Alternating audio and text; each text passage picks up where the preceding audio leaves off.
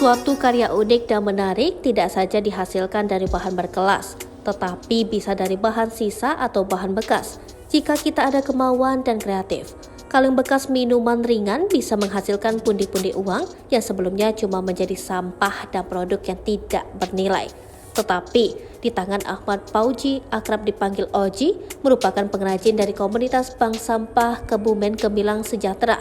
Sampah kaleng bekas yang terbuang itu disulap menjadi berbagai produk miniatur sepeda motor gede, sepeda motor jadul seperti C79, robot dan miniatur alat berat yang bernilai ekonomi tinggi menghasilkan pundi-pundi rupiah di Jalan Sersan Zaini, Kelurahan 2 Ilir, RW 11, Kecamatan Ilir Timur 2, Palembang.